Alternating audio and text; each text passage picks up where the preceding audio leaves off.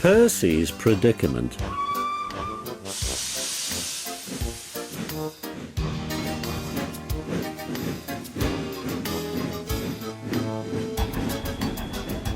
Toby brought Henrietta to the top station. Percy was grumpily shunting. "Hello, Percy," he said. "I see Daisy's left the milk again." "I'll have to make a special journey with it, I suppose," grumbled Percy. "Anyone would think I'd nothing to do." Toby pondered the problem. "Tell you what," he said at last, "I'll take the milk, you fetch my trucks."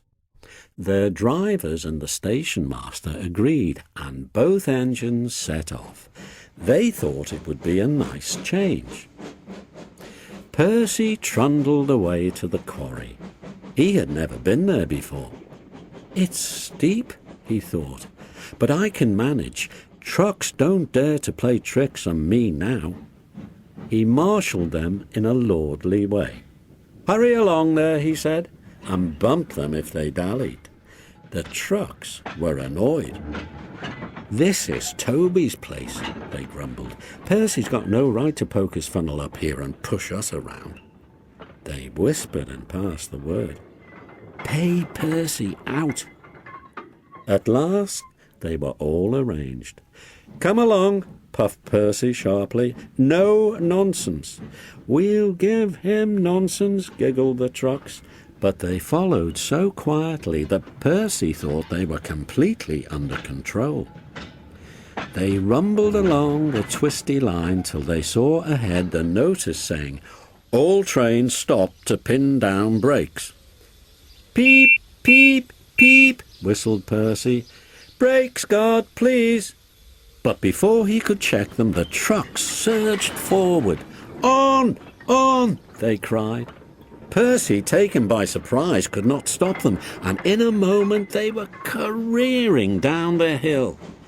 "Help! Help!" whistled Percy. The man on duty at the street crossing rushed to warn traffic with his red flag, but was too late to switch Percy to the runaway siding. A slow-moving cockerel lost his tail feathers as Percy thundered across. But Percy couldn't bother with him. He had other things to worry about. Frantically trying to grip the rails, he slid past the engine shed into the yard. "Peep! Peep! Look out!" he whistled. His driver and fireman jumped clear.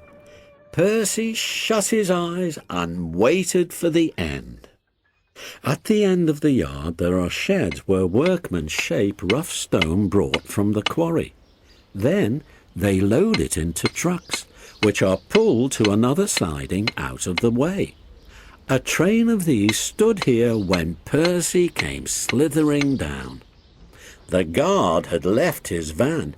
He was talking to the station master. They heard frantic whistling and a splintering crash. They rushed from the office. The brake van was in smithereens. Percy, still whistling fit to burst, was perched on a couple of trucks while his own trucks were piled up behind him.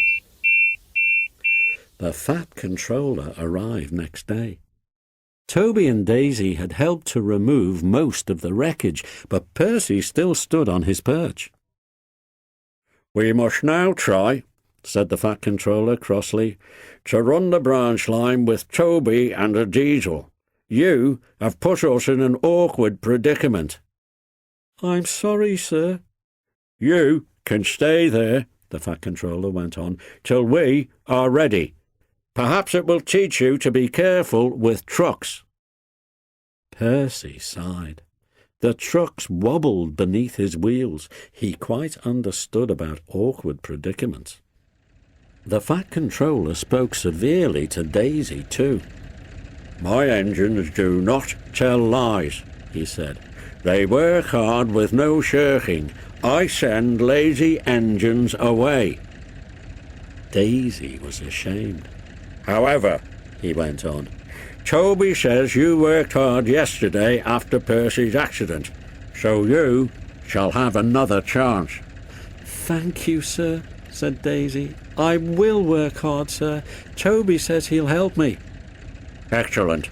What Toby doesn't know about branchline problems, the Fat Controller chuckled, such as, bulls, isn't worth knowing. Our Toby's an experienced engine.